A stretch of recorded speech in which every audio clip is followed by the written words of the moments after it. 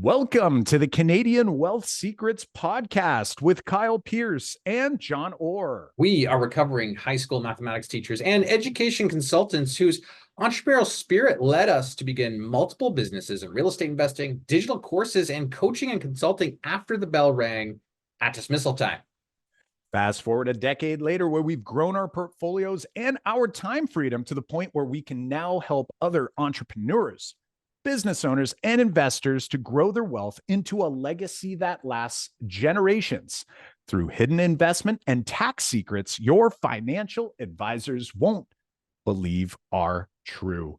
John, I am excited for us to dig into today's episode because we're going to be talking about this idea of, sort of risk versus not reward, but risk versus being conservative, being well thought through, well planned, and ultimately ensuring that as we continue to grow our assets, that we're also thinking about the foundation that we've built or maybe ignored along the way so that we can essentially create almost a permanency of some of that net worth. Yeah, I think when you're on your wealth building journey, it's often, I think sometimes we take for granted that permanency, that baseline, where your net worth is currently. And we continually want to add to your net worth, right? So you're always thinking about what is the next thing, what is the next asset that I can add to this baseline that brings my net worth up. And I think we were like that. We were like that in a way where we had our day jobs. We had our kind of like baseline in there. We had our pensions locked in to go, hey, we know that, when I go to retire, I'm going to have this level of income. And it felt very permanent when you thought of it like that. And we were adding, we were just going to go, okay, well, there it is. That's our baseline. And let's add to that. Like, are we satisfied with that being the lowest, we could be? We could make that higher. When we had our pension, and it was kind of like creating a baseline, we were continually adding to that baseline. But, when we kept adding and adding and adding, I think, part of us started to kind of wonder, I think this is the natural progression of you building wealth, is to kind of go back and go, what does our baseline really look like? And what's permanent? Like, am I adding too much risk to my portfolio? How much risk should I be adding? That's partly why we started to kind of modify, our next moves for investing. And we want to share that here with you, right now, is to go thinking about, like, how have I safeguarded my baseline or my net worth?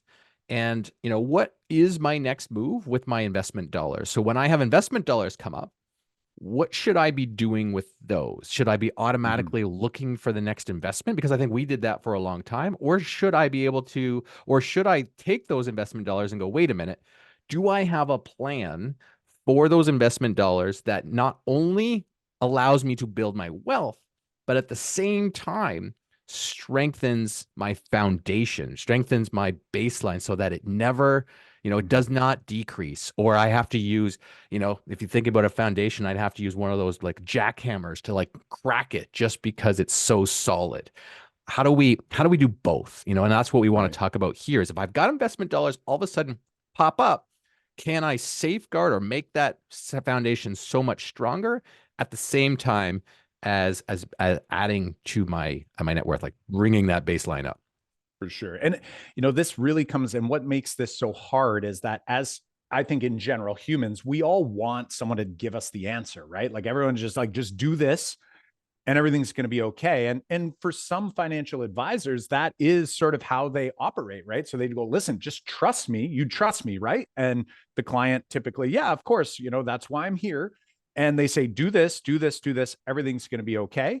And awesome. Like, that's fantastic. And if you're able to do that, that's great. I'm actually, thinking of an example of someone close to me in in our family, my wife and I. And, for years, they ask me almost annually to look at what their advisor's doing. So it's like they're going to an advisor, and it's like they trust the person, but then they're like, I still need this second opinion. So, like, there's something not sitting right with this individual in my life, right? This person is saying, like, I'm not sure. Like, the person's saying it's a good plan. And then I'm reiterating, you know what, based on what they've got going on here, I like it. But my concern for her is always, you don't like it. Like, there's something here you don't like. So it's like, we got to get to the bottom of it. We've got to get to the root of it, because the reality is that I would argue that she has a really thick foundation, but I don't think she recognizes that. And she doesn't feel that she has a thick foundation. And for other people, I would argue that they might not need as thick of a foundation, because they're just fine, and they're happy, and they are willing to kind of go with what they've got, maybe go with the flow. And this is what makes things so challenging, is that you really need to identify who you are and what will make you feel comfortable, so that you can get to a place where you feel confident in the foundation that you've been building. Because we're going to argue today that your foundation isn't all of your net worth. It isn't. It's not all of the assets out there. Because, for example, if I'm a index fund investor, or maybe it's a mutual fund investor, whatever you've got going on in the markets, those numbers go up and down each and every year. And ultimately, that from one year to the next can change. And therefore, we wouldn't argue that that is your foundation. Some would say, well, it's solid enough, and that's okay. But I would argue that for us, we look at how do we kind of mix between growing our foundation, like thickening the cement that we're going to use as this baseline, and being able to, again, get some, upside results with the rest, right? So that's us, but that's because we know who we are. The real challenge will be for you as a listener to kind of go, who am I? What am I doing right now? And what do I feel comfortable in doing? And you might not recognize who you are yet, and that's okay. But for a lot of people who have maybe put money into mutual funds, for example, the question I would ask you is, like, if that's a solid goal for you, the question would then become is like, why aren't you contributing more? Right.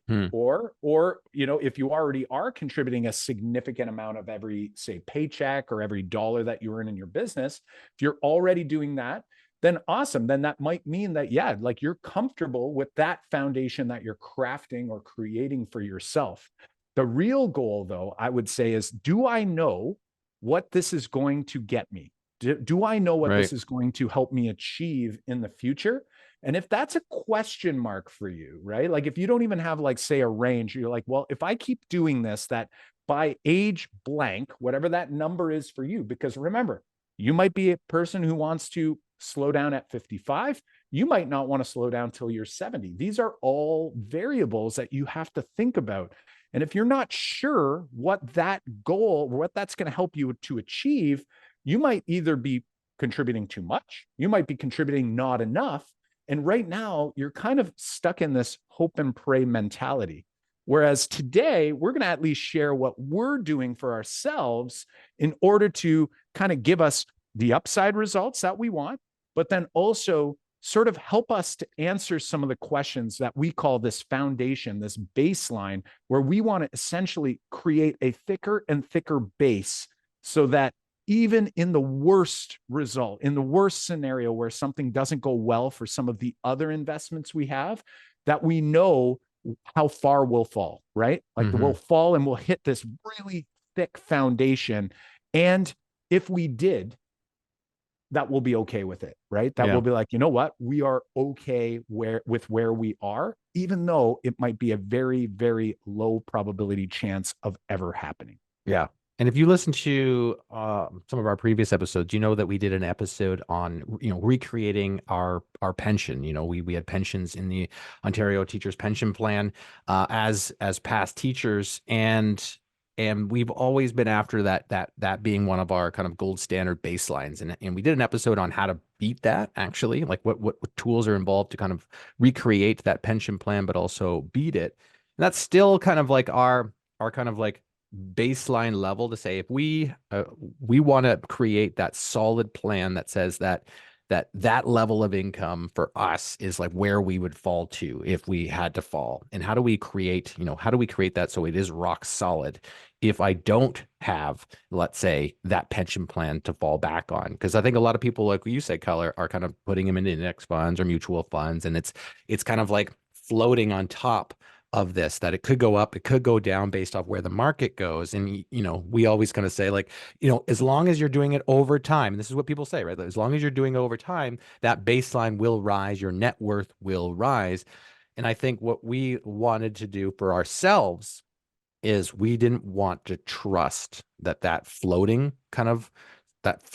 foundation could rise, will rise, but we wanted to make it more rock solid than that. We wanted to kind of say, that we needed more stability. We wanted to safeguard it, because if we could go, hey, that part is taken care of, we don't have to think about it anymore, then it frees us up to build that wealth on top of it. And I think that's what we did and what we're working towards. It's like we've set up a plan in place to go, we don't have to think about this anymore. And then now I think where our plans first started was what I was saying before too, is like we had that baseline, or we do have that baseline, and was like, let's go grab an asset and let's just buy that rental property. Let's go put some money into this index fund. Let's buy, one Bitcoin over here.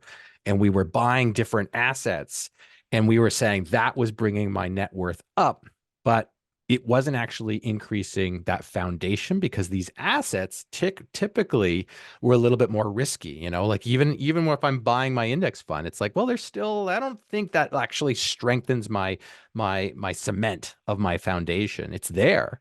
That rental property, is it really strengthening my foundation? It's there, but I think we can do better. And that's what we started to do. It was like, we started to go, we can strengthen this up. This asset is sitting on top of it.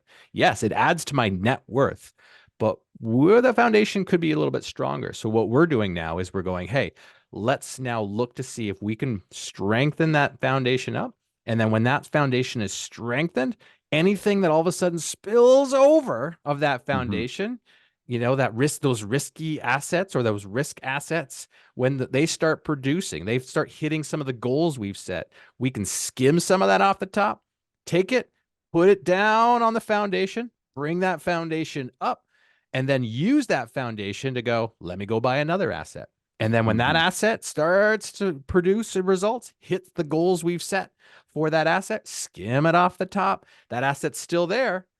Go down, take those, put it down here, build that foundation up. So we're using this cycle idea, this kind of repeated investing back in the foundation, which continually rises this foundation. And I think where like a lot of real estate investors and business owners do, instead of kind of bringing it back to the foundation, they go, let me skim that, let's say I hit my goal for a rental property, I'll skim that up. So that goal might be, we refinanced, we took our equity out. It's like, now I have this.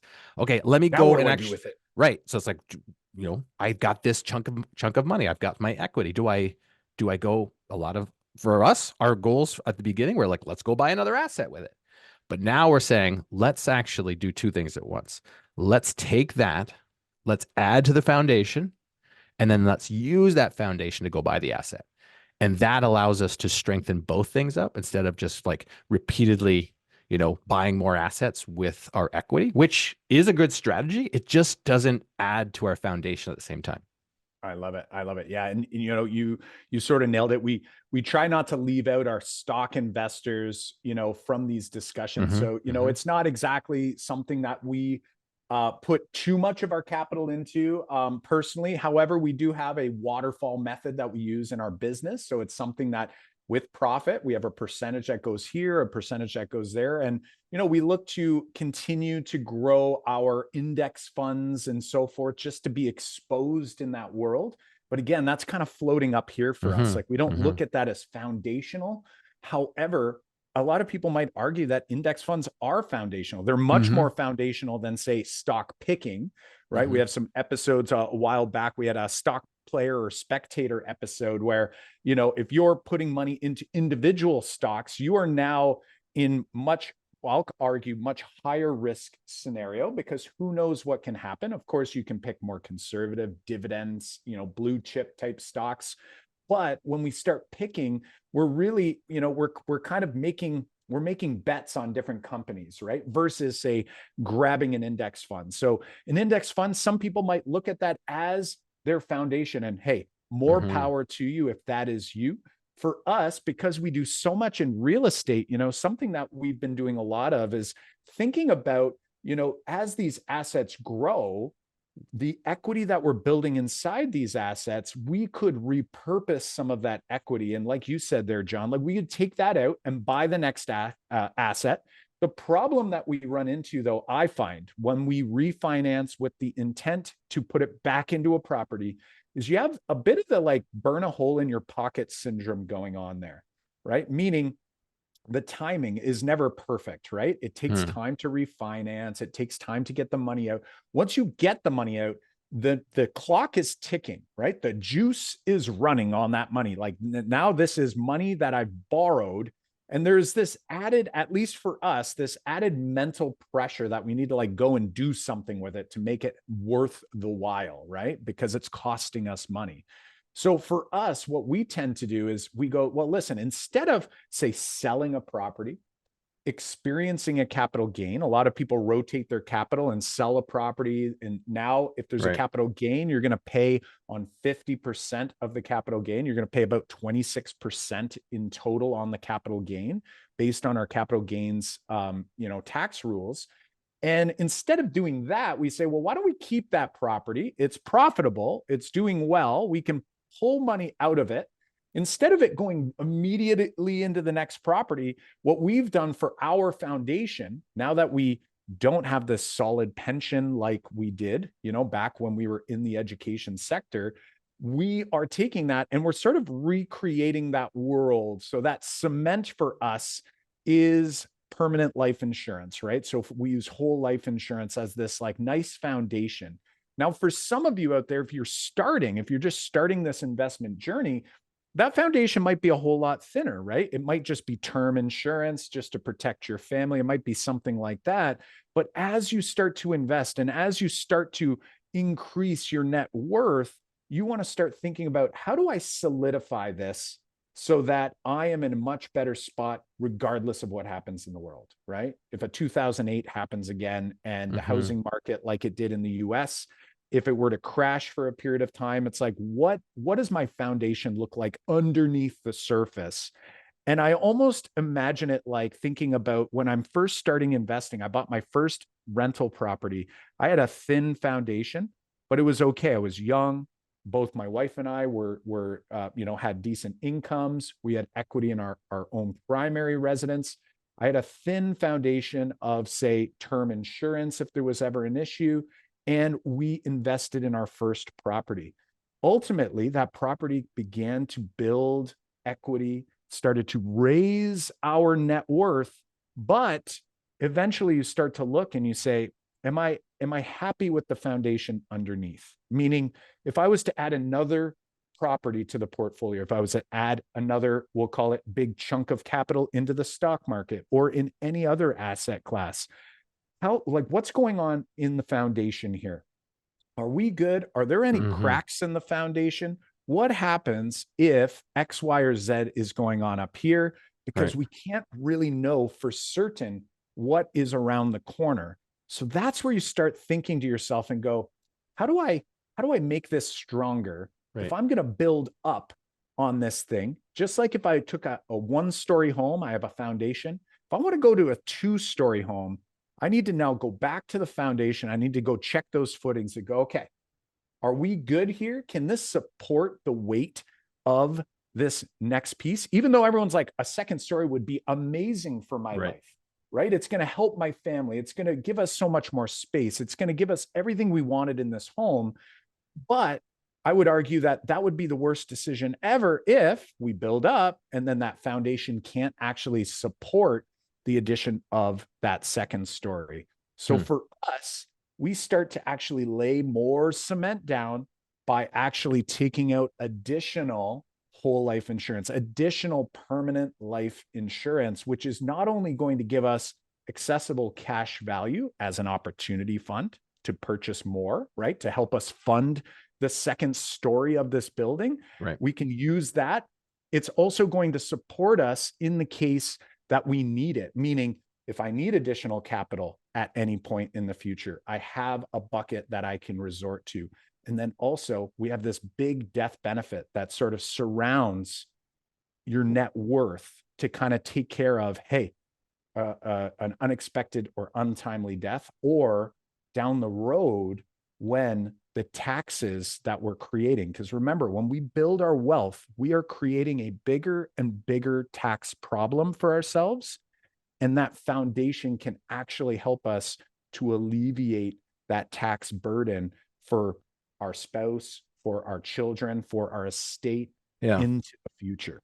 Yeah, what I love about this tool for our foundation is there's really two other aspects that I heavily, rely on as foundational. And one of them is the fact that it's truly rock solid, right? Because that by contract that policy's cash value is going to increase every day.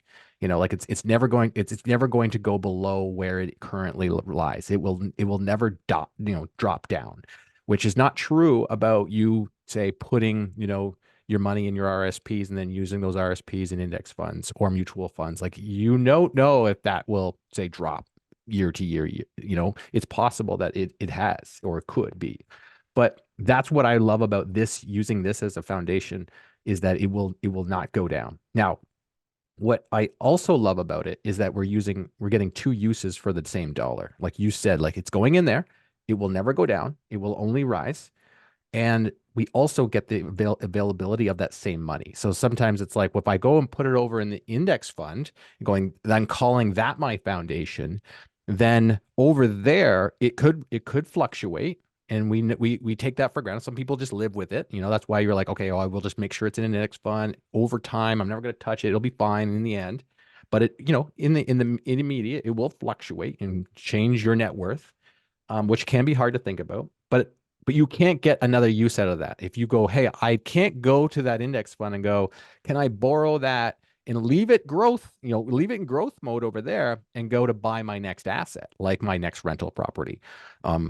Whereas you can with your whole life policy, you can borrow against it as collateral and now go and use that to buy your next rental property or your next investment. Or if you want, go put it in the index fund after that. Right. Like, I love that foundational piece is covered, and we continually rise. It rises because every time that asset skims off the top, we go and we add to that baseline. It will always go up and it will never go down. And then that can be like, hey, we can always sleep better at night because we know that if we had to sell everything, we're going to get that. And that's going to be, we can start to do projections off that, because that's what you started this episode with, is go, how much is enough? What should I be doing with these dollars? Am I hitting my goals for my retirement? Am I hitting my goals for what I want to, take it easy? Because if you don't have those goals set, you don't know when your foundation is strong enough yet, right? So it's like, once you have your goals, it's like, let's bring it back to the foundation, bring that foundation up. And now when the foundation has hit your goal, you're like, look, if we didn't have to do anything else, we don't have to add any more assets, and the foundation is where we want it to be, then that's true financial freedom, right? That's true. Like, hey, I can do anything I want with this dollar. I can go spend it on a vacation. I can go, I can buy a car. It doesn't matter anymore because your foundation is rock solid. For sure. Even coming back to, you had mentioned about this idea of, say, your stock portfolio, and, you can take a loan against it. Now, mind you, a lot of times the limit, they might say 50% of the value of your stock portfolio you can borrow against, but why don't so many people do it? Like, why is it such a few people that would actually leverage against their portfolio? Well, it's the uncertainty, because you had highlighted, you're like, hey, when we build this foundation, what we consider the foundation, it can't go down. So we don't worry about, say, a margin call. We also have the flexibility. If we're borrowing against the policies from the insurance company, there's actually no repayment term, meaning you get the flexibility whether you pay it back or not. course, if money's available to you, you're going to pay that back because it's just going to grow and compound even more aggressively for your net worth and build that foundation up even further. But when it comes to a stock portfolio, sure, I can go and potentially get a loan against my portfolio. But if the market goes down to a point, they may do a margin call. And that just means they start selling your assets on your behalf to cover it. And that's why so few people actually use that strategy. So when we think about a stock portfolio, as much as so for example, Jim Chong was on the podcast a few episodes ago, and he's a big real estate investor, as well as it's mostly index investing. It sounds like from his stock portfolio, he believes in those two things. He's super unemotional about it, and that's how he does things. However, if lenders aren't feeling comfortable lending, more than say 50, for some people, maybe it's more percent of that stock portfolio, that just tells you it's just not as solid. It's not as foundational as other asset classes. Real estate, typically you can borrow up to 80% against real estate. That suggests that there's confidence that that's fairly foundational.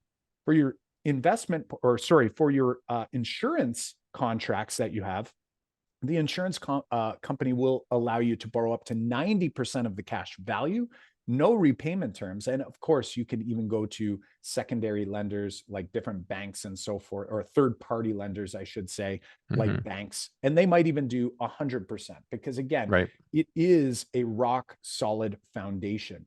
So when we look at this and when you think about that in your own context, what this really comes down to is all about who you are and what your goals are. So what is it that you're after? And I think unless you do that deep thinking, it can be really difficult for you to create a plan that you're confident in. And sometimes it causes inaction. So if I don't know what I'm working towards and I'm just sort of doing the hope and pray method, what a lot of people do is they just do either a really small amount and they're just like, hopefully it's enough, or they don't do anything at all because they're just not certain. So for example, I work with a lot of incorporated business owners. That includes investors, right? Investors are business owners if they have an incorporated business, especially real estate investors, where sometimes, especially in active businesses, they'll have retained earnings in that corporation.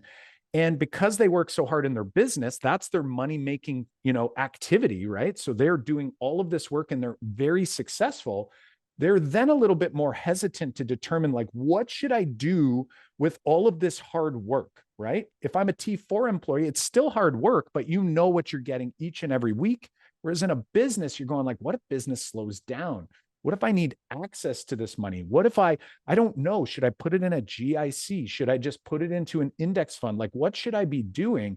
And the reality is, for business owners, especially, because business can be uncertain, because we don't know what the future holds, creating that foundation inside the business can be so critical and important to not only allowing you to sleep better at night, but to also give you a solid foundation so that you can weather any storm that may lay ahead, right? I could have had $1 million in retained earnings in this last year. We don't know what next year's retained earnings is going to look like. We have growth projections. We have, these targets that we want to hit. But what should I be doing at minimum inside a corporation, right? So we were talking on the personal level.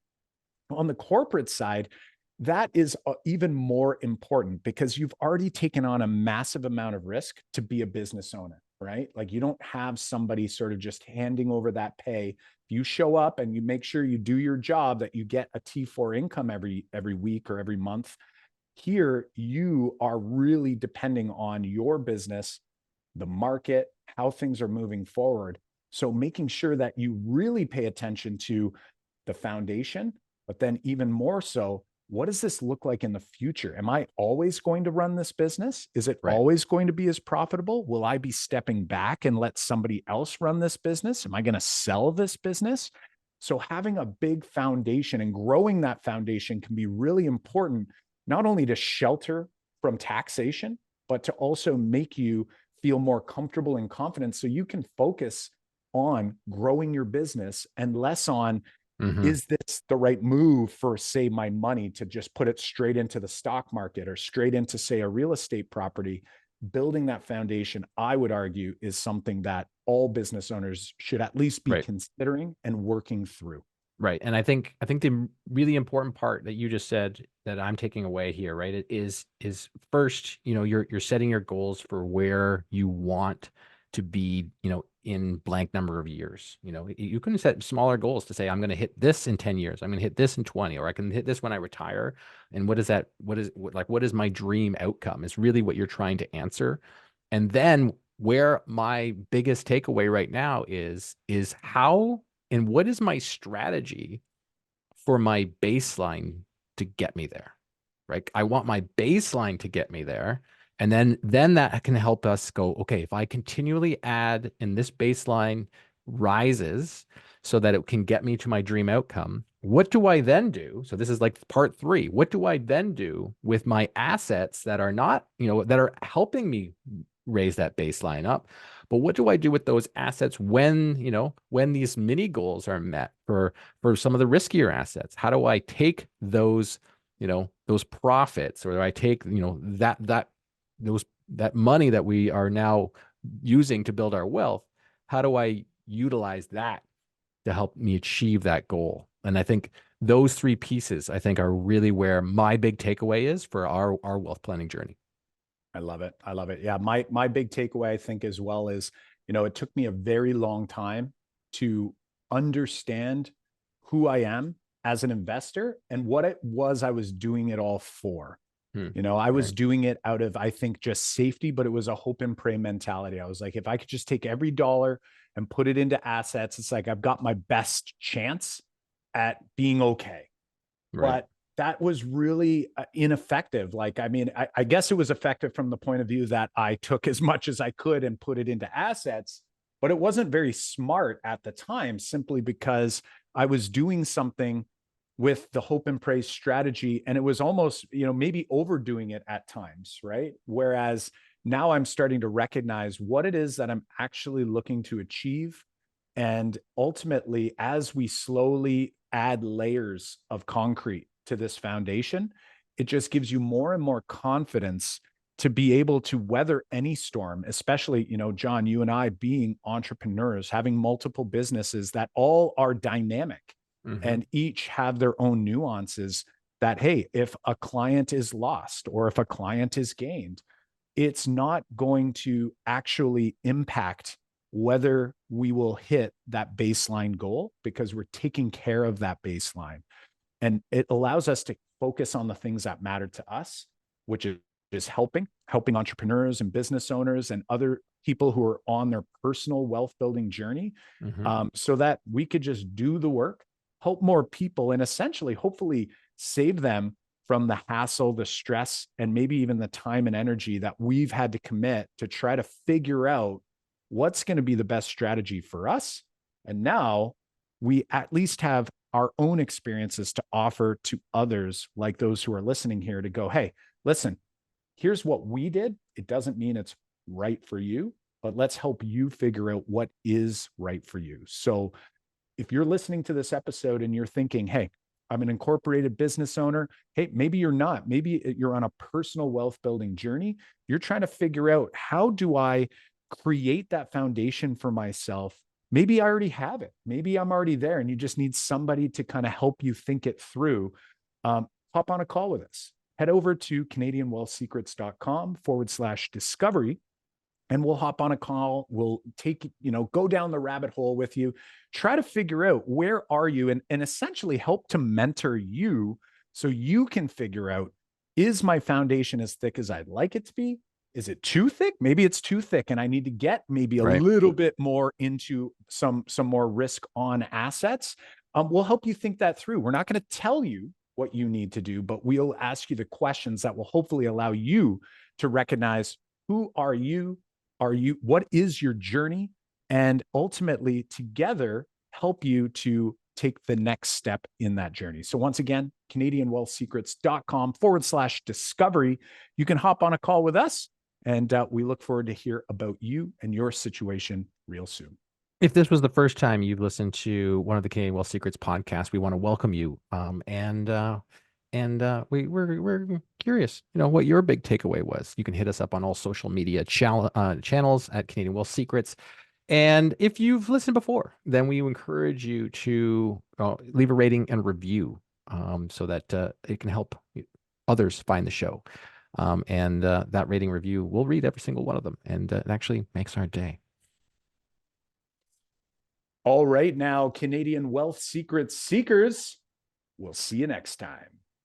Just as a reminder, the content you heard here today is for informational purposes only. You should not construe any such information or other material as legal, tax, investment, financial, or other advice. John is a mortgage agent with Bricks Mortgage, license number M23006803.